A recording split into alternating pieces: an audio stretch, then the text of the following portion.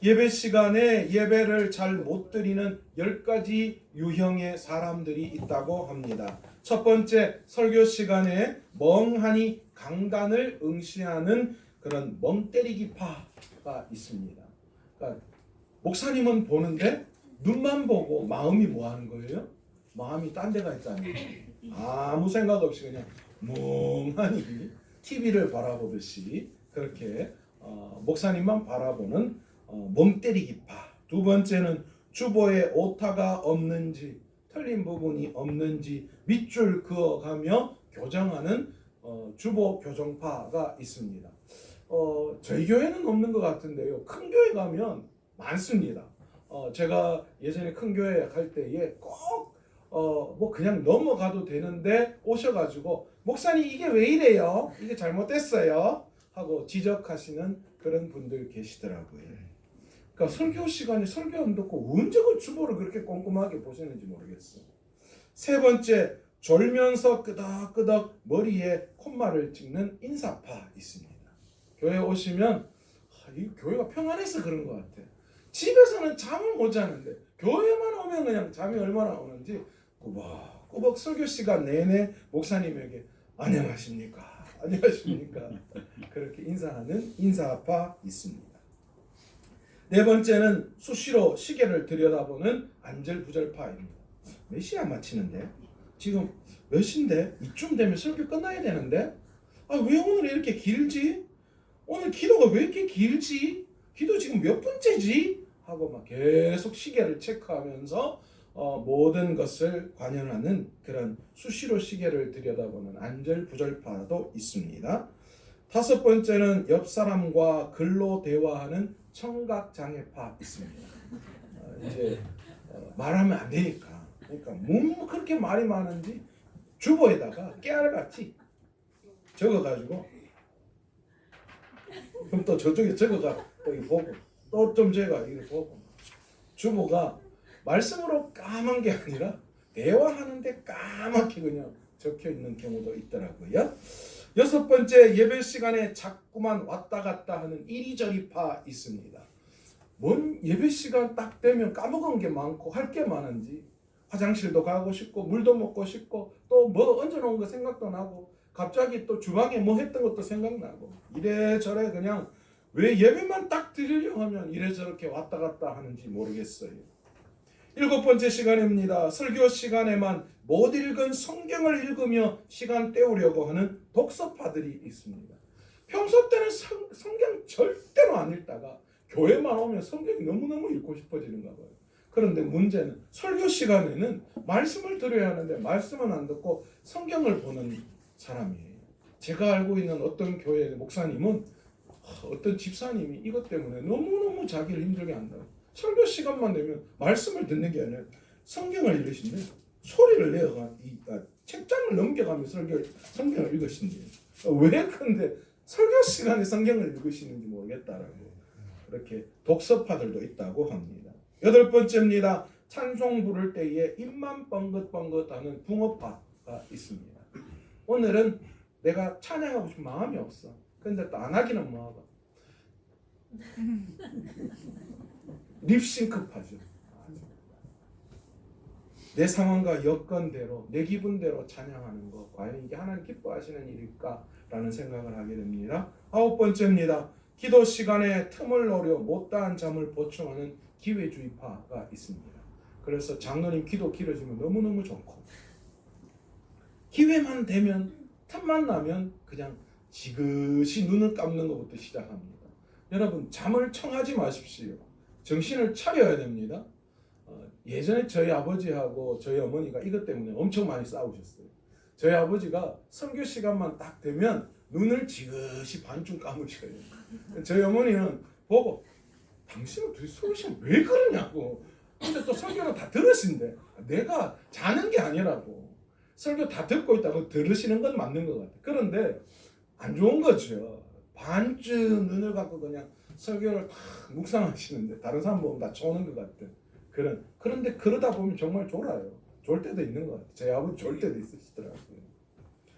여러분 기도 시간에 틈을 잠을 보충하는 게 아니라 이 예배 시간에 어떻게 하면 잠을 깨울까를 연구하셔야 되고, 그래서 토요일 날 저녁에 늦게 아무것도 하시면 안 돼요. 10번째입니다. 누가 왔나 안 왔나 두리번거리며 인원 체크하는 바. 우리 교회 많아요. 저쪽에 지금이라도 저쪽 문에 소리가 나면 우리 다 궁금해 미쳐 막 누가 오셨지. 그냥 또 그래서 기도 시간이나 잠깐 한눈 팔 수 있으면 뒤에 막 돌아보면서 누가 왔나 안 왔나 살피는. 기타 여러 가지 기타도 있습니다. 스마트폰 검색파 있습니다. 예배 시간에 오면 하루 종일 그냥 못다한 검색을 교회 시간에 하는 분들 계셔요. 그리고 또 한 분 간식파 있습니다. 설교 시간에 간식을 그렇게 사탕도 까먹으시고 가끔 뭐 그런 다른 것도 드시고 뭐 그런 간식파도 있고요. 양육파도 있습니다. 여러분 양육파 뭔지 아세요? 애들 보고 똑바로 앉아라. 그렇게 하는 거 아니다. 뭐 그냥 예배 시간에 애들 신경 다 쓴다고 온통 그냥 마음을 다 빼앗겨 버리는 여러 가지 설교 예배 시간에 우리가 예배를 집중하지 못하는 여러 가지 유형에 대해서 함께 말씀을 나누어 보았는데요. 여러분 혹시 여러분은 이런 중에서 어디에 어느 파, 쪽파, 백파, 양파 중에 어디에 속하신다고 생각하십니까? 우리 모두가 하나님께 어제보다 더 나은 예배를 드리는 예배의 순종파들이 다 되셔야 하는 줄로 믿습니다. 그런 의미에서 오늘부터 저는요 4주간에 걸쳐서 구약의 제사를 통해서 오늘 우리가 어떤 예배를 드려야 하는지를 같이 한번 살펴보려고 합니다. 창세기 18장에 보시면 하나님께서 사람의 모습으로 헤브론에 있는 아브라함을 찾아오신 내용을 담고 있습니다. 우리는 수요 예배를 통하여서 이 말씀을 함께 나눈 적이 있습니다. 이렇게 자신을 찾아온 하나님을 아브라함이 극진하게 대접을 하는데요. 그에 반해서 19장부터 시작되는 1절에서 3절까지 롯에게 찾아온 천사들을 롯에게 찾아온 천사를 롯이 어떻게 대접을 하는지를 극명하게 비교 분석을 하고 있습니다. 여러분 하나님께서 아브라함을 찾아오셨는데 사람의 모습을 입고 찾아오셨어요. 그런데 기가 막히게 아브라함은 그분이 자신을 찾아온 존귀하신 분 하나님이시다라는 것을 알았습니다. 그렇기 때문에 아브라함은 그냥 대충 자기를 찾아온 하나님을 대접한 것이 아니라 극진하게 대접을 했는데요. 18장 4절에 보시면 아브라함이 하나님을 어떻게 했냐? 하나님에게 물을 조금 가져오게 하사 당신의 발을 씻으시고 나무 아래에서 씻어서 그렇게 이야기합니다. 그런데 제가 수요 예배 때도 말씀드렸죠. 이상합니다. 제가 물 가져올 테니까요 발 씻으셔요. 그리고 나무에서 씻어요 라고 한 게 아니라 아브라함 자신에게 하나님 내게 물 좀 가져오게 해주세요. 나보고 물 좀 가져오라고 명령해 주세요. 그러면 제가 그 물 떠다 와서 하나님께 드리겠습니다. 그렇게 이야기하고 있는 거예요. 이건 뭘 이야기하는 거냐? 그만큼 하나님의 말씀에 철저하게 내가 순종하겠습니다라는 아브라함의 철저한 순종을 담고 있다는 거예요. 하나님 앞에서 제가 이래봬도 하나님 오셨을 때 물 떠왔잖아요. 하나님 제가 이렇게 했잖아요 라고 하는 자기의 의를 자랑하는 것이 아니라 철저하게 하나님의 명령대로 말씀대로 순종하겠다라는 그런 아브라함의 강력한 순종의 모습을 담고 있었다라는 것입니다. 두 번째로 아브라함은 자신을 찾아오신 하나님을 정성을 다하여서 극진하게 섬기고 있습니다. 떡과 송아지 고기와 또 엉긴 젖과 우유를 대접했어요. 아브라함이 대접할 수 있는 모든 것들을 다 대접했다는 거예요. 그런데 그 대접하는 모습을 볼 때에 아브라함의 마음이 그냥 급한 것을 우리는 볼 수 있습니다. 왜냐? 지금 하나님이 찾아오셨는데 어떻게 하든지 좋은 것을 더 빨리 더 극진하게 대접해 줘야 되겠다라는 그런 아브라함의 간곡한 마음이 18장 1절부터 쭉 이어지는 말씀을 통하여 우리는 알 수 있습니다. 아브라함이 지금 들떠 있구나. 아브라함이 하나님에게 더 좋은 것을 드리지 못해서 안절부절하고 있구나라는 그런 모습을 볼 수 있지요. 세 번째, 아브라함은 하나님 앞에 자신을 찾아온 하나님 앞에 극진하게 대접함에도 불구하고 자신이 대접한 것이 하나님 앞에서는 보잘것없다라는 고백을 했습니다. 성경에 보시면 아브라함이 하나님을 위해서 대접한 것이 밀가루 세 쌀을 가지고 떡을 만들었다. 이게 떡이 빵이라고 말씀드렸잖아요, 그죠? 근데 여러분 생각해 보세요. 이 세 쌀은 오늘날로 이야기하면 한 30kg, 밀가루 한 30kg 포대, 20kg하고 10kg를 더 보탠 거예요. 여러분 이거 가지고 빵을 만들어 보세요. 얼마나 많이 만들까요? 엄청나게 빵을 만들고 송아지 고기야 엉긴 우유를 요거트처럼 뭐 그런 거죠. 그리고 버터와 이런 것들을 대접해 드렸는데 그렇게 많이 대접하고도 아브라함이 뭐라고 고백하고 있느냐? 정말 하나님 앞에 보잘것없습니다. 여러분 30kg 빵 만들었는데 어떻게 보잘것없을 수가 있어요? 3명을 위해서 만들었는데. 여러분 아브라함 입장에서는 하나님께 아무리 좋은 것을 자신이 드린다 하더라도 하나님 앞에서는 모자랄 수밖에 없다라는 하나님 향한 극진한 마음이 그곳에 있었다라는 거예요. 반면에 조카 롯은 어떻습니까? 다음 주에 오시면 그 내용을 알 수 있는데요. 여러분 조카 롯은 아브라함처럼 그렇게 극진하게 대접하지 않았어요. 아 그렇구나. 하나님 찾아오셨구나. 그래서 그냥 잠깐 저하고 같이 계시다가 후딱 빨리 그냥 제 갈 길 가셔요. 롯에게는 하나님이 자기 집을 찾아온 것에 대해서 기쁨은 있었지만 그러나 아브라함만큼의 극진함은 없었습니다. 여러분 오늘 우리는 예배를 통해서 하나님께 나아갑니다. 이 예배를 통해서 우리는 하나님을 만나고 하나님께서는 이 예배를 통하여 우리에게 오셔서 은혜를 베풀어 주시는 분이신 줄 믿습니다. 그렇다면 지금 내 예배가 오늘 저와 여러분이 드리는 이 예배가 아브라함의 마음으로 여기에 앉아서 예배 드리십니까? 롯의 마음으로 여러분은 앉아 계십니까? 오늘 우리가 드리는 예배가 어떤 예배가 되어야 할까요? 구약에서는 예배를 뜻하는 히브리어 단어가 두 개가 등장합니다. 첫 번째는 아바드라고 하는 단어입니다.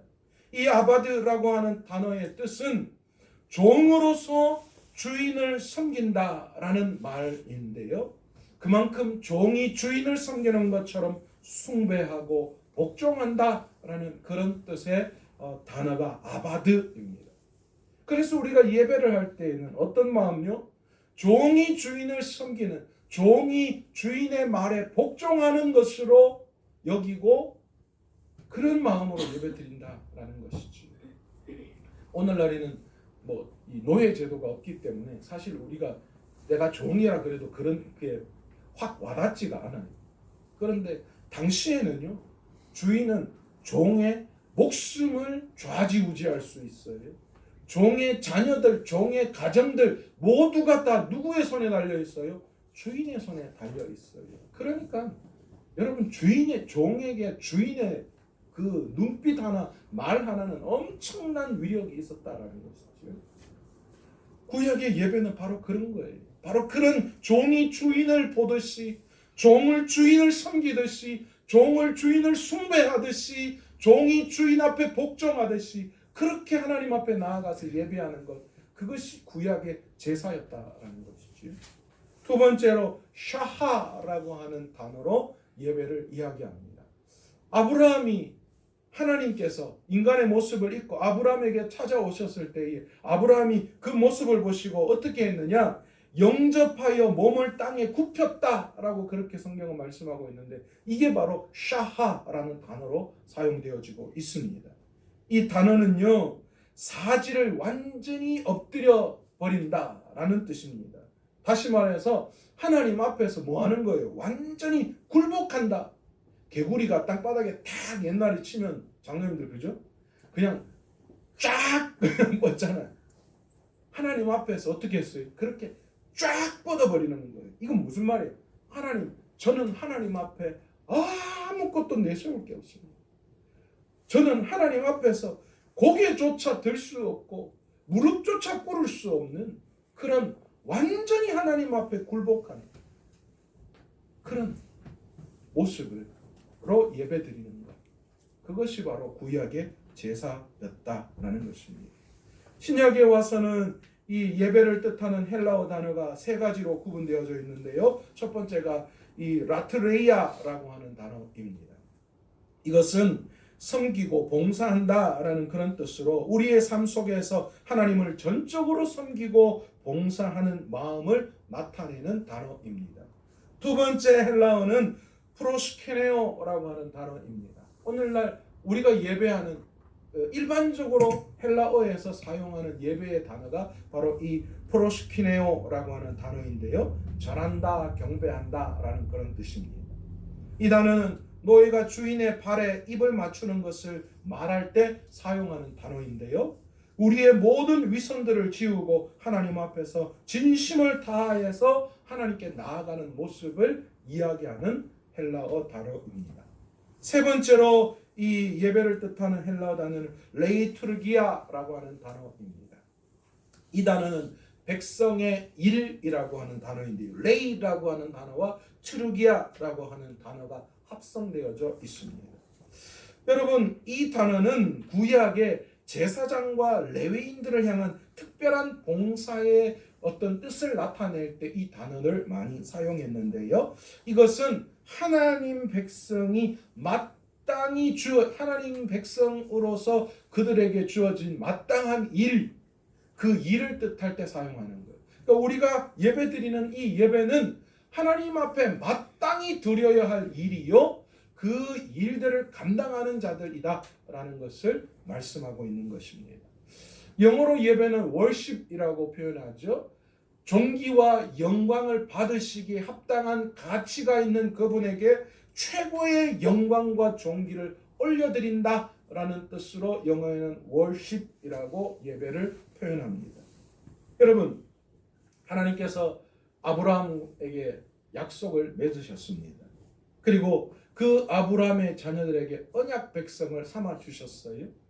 뿐만이 아니라 이스라엘 백성들을 택하시고 애굽에서 종살이하게 두시고 그리고 그 애굽에서 탈출시켜 주셨어요. 여러분, 하나님께서 아브라함과 약속을 맺으신 것도 그렇고 애굽에서 종살이하고 있는 이스라엘 백성들을 출애굽하셔서 가나안 땅으로 인도하신 것도 그렇고, 여러분, 이 모든 이유가 무엇일까요?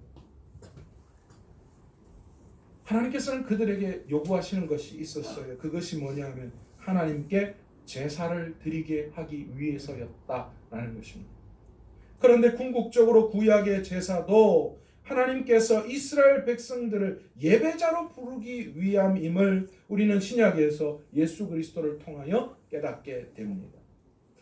하나님께서는 이스라엘 백성을 탈출시키시고 아브라함과 약속을 맺으셔서 그들을 예배자로 삼기 위해서 사실은 광야에서 성막을 만들게 하시고 그리고 그들에게 제사가 무엇이고 어떻게 제사 드려야 된다라는 그 제사의 방법까지도 말씀해 주신 것이죠.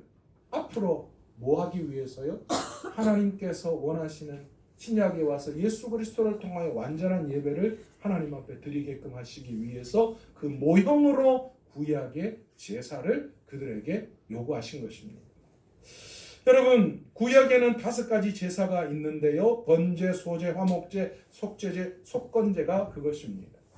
이스라엘 백성들은 각 절기에 따라서 이런 제사들을 하나님 앞에 올려드려야 했습니다.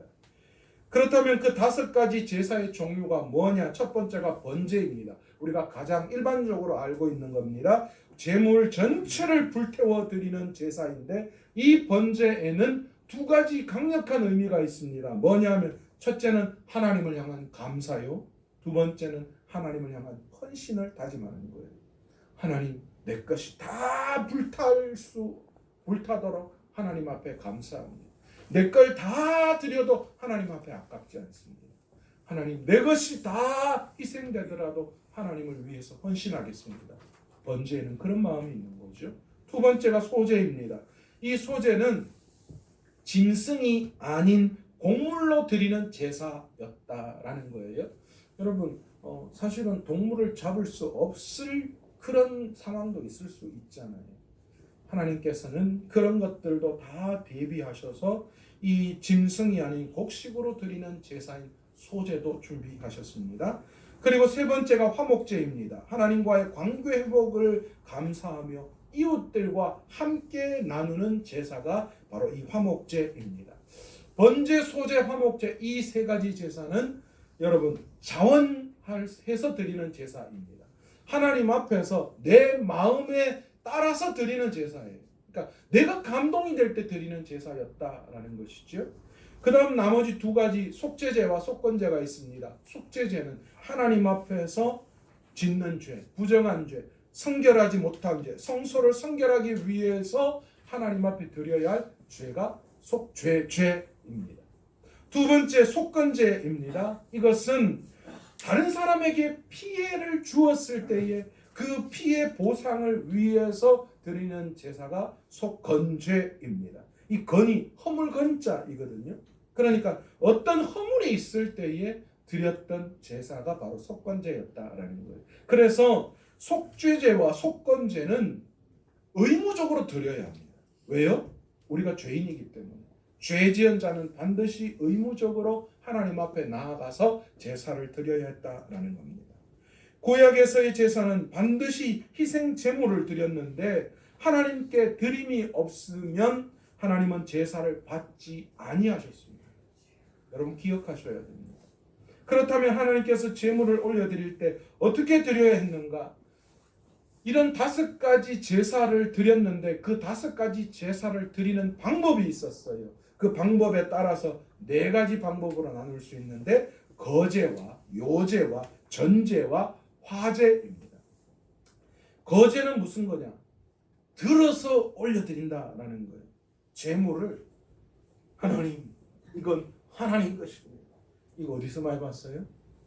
뭐 영화 같은 데 보면 막 이 이방 우상들이나 이런 사람들이 제사 지낼 때 막 이렇게 들어서 올려가 막 하잖아요. 특히 왕에게도 진상할 때 어떻게 합니까? 허리 밑으로 이렇게 쭉 해가 흙 넣고 자 먹든지 말든지 이래 안 합니다. 종들이 어떻게 합니까? 거의 얼굴까지 들어서 전하 이렇게 이제 하잖아요. 그래서 들어서 올려드린다라는 게 거제입니다. 요제는 뭐예요? 흔든다라는 거예요. 이게 뭐 이렇게 흔드는 게 아니라 우리가 이야기할 때 빙빙 하나님 앞에서 이렇게 돌려서 하나님 앞에 드리는 그런 방법입니다. 전제는 뭡니까? 포도주와 같이 묽은 액체를 하나님 앞에 올려드릴 때 그 하나님 앞에 부어드린다라는 의미로 전제라는 표현을 사용하고 있습니다. 그리고 화제는 잘 알다시피 불태워서 드리는 방법. 이렇게 각 제사에 따라서 하나님 앞에 제사 드리는 방법도 달리 드렸다라는 것이지. 하나님께서 구약을 통하여 제사를 말씀하실 때 그 제사는 다분히 율법적인 면, 다시 말해서 형식을 굉장히 강요하셨고요. 또한 육적인, 다시 말해서 드리는 제물에 굉장히 의미를 많이 두셨다라는 것을 알 수 있습니다. 그런데 신약에 와서 예수님이 이 땅에 오심으로 예수 그리스도의 이름으로 영과 진리로 예배드리는 자를 찾으신다라고 성경은 말씀하고 계십니다. 신약에 와서 예수 그리스도의 십자가 사건을 통해서 이제 구약의 제사의 의식은 사라져 버렸습니다. 왜냐하면 예수 그리스도께서 친히 대제사장 되어 주셨고 예수 그리스도께서 자신이 대속물이 되셔서 단번에 제물이 되심으로 말미암아 이제는 모든 제사와 허물이 제물이 사라져 버렸던 것입니다. 그러므로 이제는 요한복음에 나타난 것처럼 예수님께서는 영과 진리로 제사 예배드리는 자를 찾으신다 말씀하십니다. 오늘도 하나님께서 분명 우리에게 바로 이런 예배를 드리는 자를 찾고 계시는 줄 믿습니다. 그렇다면 우리의 예배는 어떤 예배가 되어야 할까요? 여러분, 이렇게 예수 그리스도로 말미암아 구약의 모든 형태가 사라졌다라고 이야기할 수 있지만 그렇지 않습니다. 제사장과 제물은 사라졌지만 그러나 그 의미는 우리에게 분명히 살아 있습니다. 그것이 예수 그리스도로 대치되었다라는 것이죠. 그것이 예수 그리스도로 바뀌어졌다라는 것이지 그 모든 것들이 사라졌다라고 이야기할 수 있는 것은 아니라는 거예요. 그 안에는 분명히 하나님께서 기뻐하시는 그런 예배, 우리가 중심이 된 예배가 아니라 하나님께서 율법을 통하여 제사의 형식을 분명히 말씀하실 때에 우리가 주인이 되거나 우리의 마음으로 드리는 예배가 아니라 하나님 중심의 예배가 되어져야 하고, 하나님 앞에서 이제 예수 그리스도로 말미암아 더 이상 예물을 들고 오지 않지만 예수 그리스도께서 친히 예물이 되셨지만 그러나 우리가 드리는 그 예배 위에 그만큼 예수 그리스도를 드릴 만큼의 하나님을 향한 우리의 희생과 우리의 헌신이 그것을 따라가야 한다라는 것이지. 여러분, 오늘날 구약의 제사를 통해서 우리의 예배는 가장 먼저 내 삶의 주인이 하나님이심을 고백할 수 있는 저와 여러분 되시기를 원합니다. 여러분, 예배를 드릴 때 가장 중요한 것은 누구에게 예배를 드리느냐라는 거예요. 설이 다가왔습니다. 우리는 설이 되면 조상들을 위해서 제상을 차리고 하잖아요. 그런데 그럴 때마다 저는 참 아이러니한 게 하나 있습니다. 뭐냐면 조상님이 설에 이 한 상 차린 거 그거 잘 먹으셔야 이 후손들을 잘 돌봐주신다고 한다면 도대체 조상들은 그러면 설 이외에는 굶어 죽지 않겠어요? 물론 뭐 몇 번의 설도 있고 추석도 있고 뭐 몇 번 있겠지만 뭐 그래가지고 조상들이 묵고 살겠어요? 그래 따지면 여러분, 그렇지 않습니다. 그 대상을 우리가 잘못 지정한 거예요. 우리는 어리석게도 죽은 조상, 그 조상이 우리를 돕는다, 우리에게 힘을 준다. 그래서 뭐 얼마 전에는 영화도 뭡니까? 무슨 영화입니까? 요짜리 하는 영화 이상한 거 나왔잖아요. 나 그거 안 봐요. 한 이상해. 여러분, 어떻게 조상 묘짜리가 잘 쓰면 밑에 물이 통하면 뭐 조상 자녀가 후대가 뭐 안 되고 뭐 그런 이야기가 어디 있습니까? 그래서 저는 이사할 때도 손 있는 날입니다. 우리 교회 이사할 때 저 손 있는 날이었어요. 그래도 잘 살아요. 그렇잖아요. 여러분, 우리가 하나님 앞에 예배할 때에는 우리가 드리는 예배에 이 예배를 누구에게 드리는지 분명하게 그 대상이 있어야 합니다. 엉뚱한 사람, 엉뚱한 대상이 되어서는 안 된다라는 거죠. 내 삶의 주인이 하나님이심을 고백하고 내 삶의 주인이 하나님이심을 이 예배를 통하여 고백할 수 있는 진정한 예배를 올려드릴 수 있는 저와 여러분 되시길 원합니다. 두 번째 예배는 내가 하나님으로 인하여 경제 소득의 포기를 감수하겠다라는 결단의 마음이 있어야 합니다. 오늘 본문에 뭐라고 되어 있습니까? 6일 동안은 세상 가운데 있지만 하루는 하나님의 날이니 하나님께 드려라 말씀합니다. 여러분, 하루 쉬면 손해가 막심해요. 하루 쉬면 그렇잖아요. 하루 일당을 쳐도 많잖아요. 참야 힘들다. 그만 때려라. 내가 아프다. 야. 찰싹찰싹 할 때마다 빨리 끝내야지. 빨리 끝내. 5분 안에 끝낼게.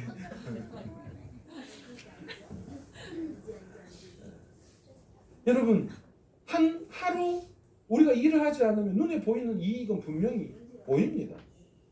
그런데 여러분, 우리가 그럼에도 불구하고 하나님께서 이 날을 지키라 말씀하시기 때문에 지키는 이유가 있습니다. 왜요? 하나님의 명령이기 때문이죠. 또한 그 수입, 그 이익을 나는 하나님이 내게 베풀어 주신 은혜로 충분히 만족할 수 있다. 그 하루의 소득 기꺼이 하나님을 위해서 희생하겠다라는 여러분 그런 마음의 자세와 각오가 되어 있기 때문에 여러분 오늘 예배 드리는 거 아닙니까? 여러분, 하나님께서 원하시는 예배가 바로 그런 거예요. 구약에서 제사를 드릴 때에 제물이 빠지지 않았습니다. 희생이 반드시 있어야 하는 거예요.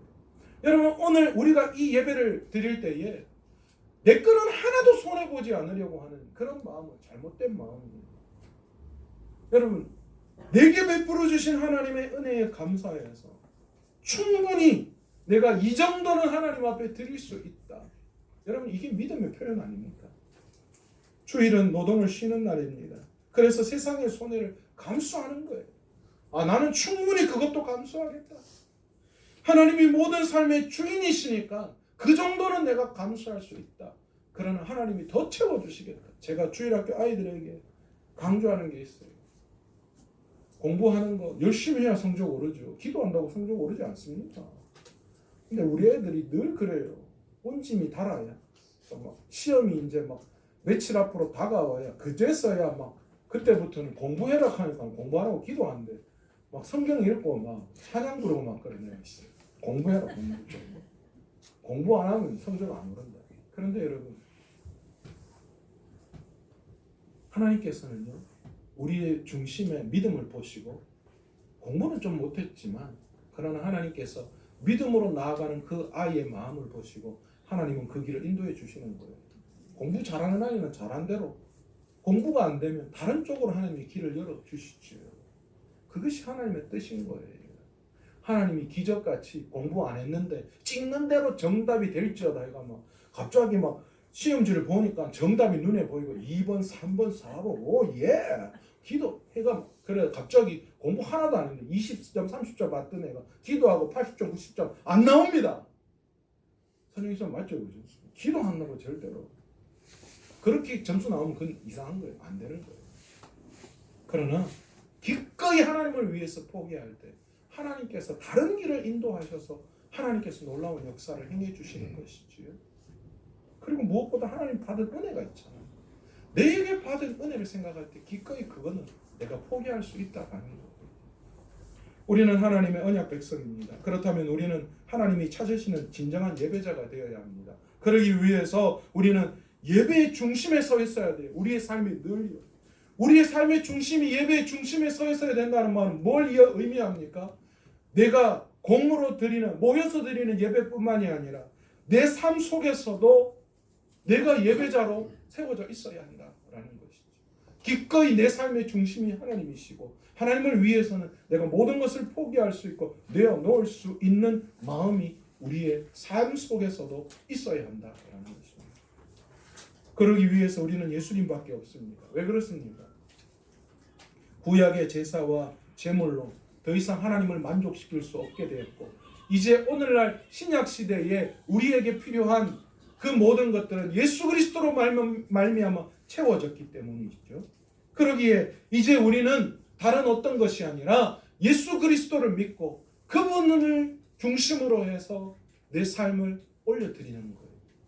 내 마음 중심, 내 물질, 이 모든 것이 주님이 내 대신 지불해 주셨기 때문에 기꺼이 내가 이제 주님을 믿고 믿음으로 나아가겠다라는 고백이 우리의 삶, 우리의 예배 가운데 있어야 한다라는 것이죠. 하나님께서는 왜 예배자를 찾으실까요? 왜 예배 드리기를 원하실까요? 왜 하나님은 언약 백성을 삼으셔서 구약의 제사를 드리라고 하셨을까요? 아주 단순합니다. 우리에게 복 주시기 위해서입니다. 하나님을 만족시키기 위해서가 아니라 우리에게 복을 주시기 위해서 하나님은 우리에게 제사를 드리라 말씀하셨고 예배를 드리라 말씀하십니다.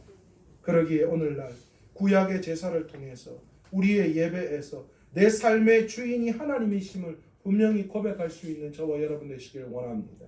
또한 예배를 위해서 기꺼이 경제적인 모든 그런 소득의 이익을 주님을 위해서 결단코 포기할 수 있는 그런 믿음의 소유자들 다 되시기를, 그런 마음으로 하나님 앞에 나와 진정한 예배를 올려드릴 수 있는 저와 여러분 되시기를 간절히 축원합니다. 기도하겠습니다.